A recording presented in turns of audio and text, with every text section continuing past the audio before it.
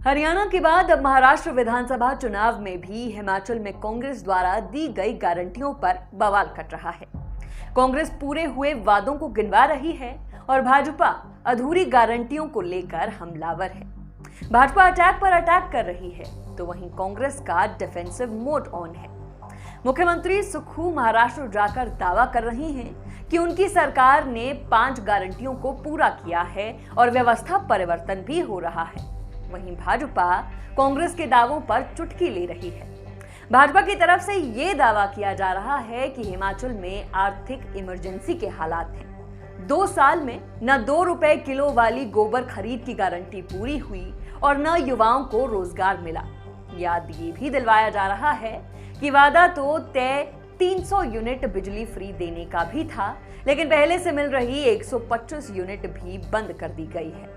इस सब पर कभी तथाकथित टॉयलेट टैक्स प्रकरण तो कभी समोसा कंट्रोवर्सी कांग्रेस के लिए जले पर नमक से कम नहीं है। कुल मिलाकर हिमाचल देश के अन्य चुनावी राज्यों के लिए एक राजनीतिक केस स्टडी बनता दिख रहा है। एक ऐसी केस स्टडी जिसे हर चुनाव से पहले भाजपा नियोजित तरीके से कांग्रेस के ही खिलाफ इस्तेमाल कर रही है। पहले हरियाणा में ऐसा हुआ और अब महाराष्ट्र और झारखंड में भी बीजेपी ऐसा ही करती दिख रही है। इसका इम्पैक्ट विश्लेषण का विषय है, लेकिन फिलहाल चुनाव जहां जहां भी हो रहे हैं, चर्चा हिमाचल की छिड़ी हुई है। नमस्कार, मैं नेहा धीमान और आप देख रहे हैं फर्स्ट वर्डिक्ट मीडिया की खास पेशकश सियासतनामा। सियासतनामा में आज बात करेंगे महाराष्ट्र चुनाव में हिमाचल के इम्पैक्ट की। बात हिमाचल की गारंटी मॉडल की भी होगी और बात कांग्रेस के दावों की और बात महाराष्ट्र में बीजेपी के पलटवार की भी होगी। बता दें कि महाराष्ट्र में कांग्रेस 103 सीटों पर चुनाव लड़ रही है। इन प्रत्याशियों के लिए प्रचार करने मुख्यमंत्री सुखविंदर सिंह सुक्खू भी कुछ दिनों पहले महाराष्ट्र पहुंचे थे।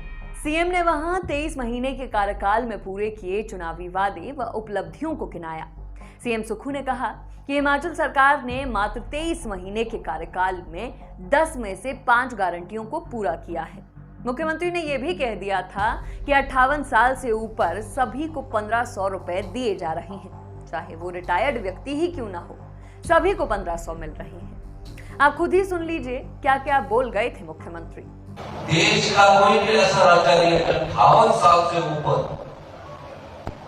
58 साल से ऊपर जो भी हमारी जनता है, पॉपुलेशन है, जनसंख्या है, चाहे वो बुजुर्ग है, चाहे वो महिला है, चाहे रिटायरमेंट के बाद जो किसान है, उसको हम 1500 रुपए नहीं देते।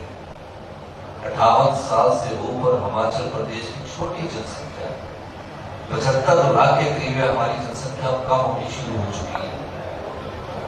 हम सब 58 साल से ऊपर जो भी परिवार के जितने भी सदस्य है, एक परिवार में अगर 5 सदस्य है तो 1500 रुपया हम हर परिवार को दे रहे हैं।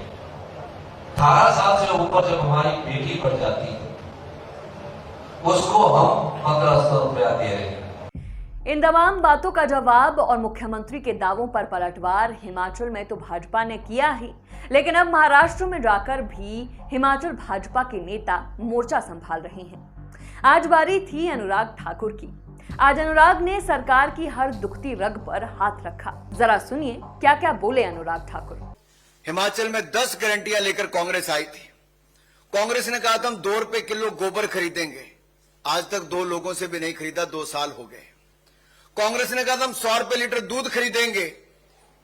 आज तक 2 लोगों से भी नहीं खरीदा 100 रुपए लीटर दूध, 2 साल होने को आ गए। और तीसरा वायदा किया था कि महिलाओं को 1500 रुपया महीना देंगे। 23 लाख महिलाओं से वायदा था, 23,000 महिलाओं के लिए भी नहीं कर पाए। पहले कहा था कि परिवार में अगर 4 महिलाएं भी 18 साल से ज्यादा की होंगी तो सबको 1500 रुपए मिलेगा। अरे 4 को तो छोड़ो, परिवार की एक महिला को देने का काम भी नहीं किया है। इन्होंने कहा था हम 300 यूनिट बिजली के मुफ्त में देंगे। अरे 300 यूनिट बिजली के मुफ्त में छोड़िए साहब, जो 125 यूनिट बिजली के मुफ्त हम देते थे भारतीय जनता पार्टी, इन्होंने वो भी बंद कर दिए।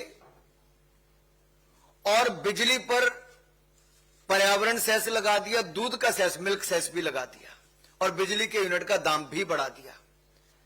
जनता की जेब से पैसा और निकाला।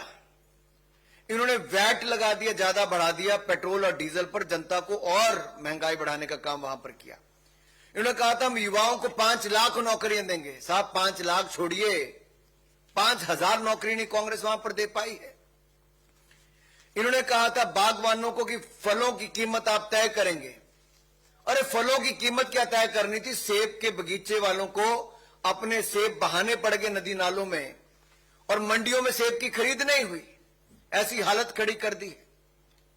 और इन्होंने युवाओं को कहा था कि 680 करोड़ पे हम स्टार्टअप फंड में देंगे। अरे 680 करोड़ छोड़िए, 68 करोड़ तक नहीं दे पाए हैं। इन्होंने कहा था मोबाइल क्लिनिक हर गांव में देंगे।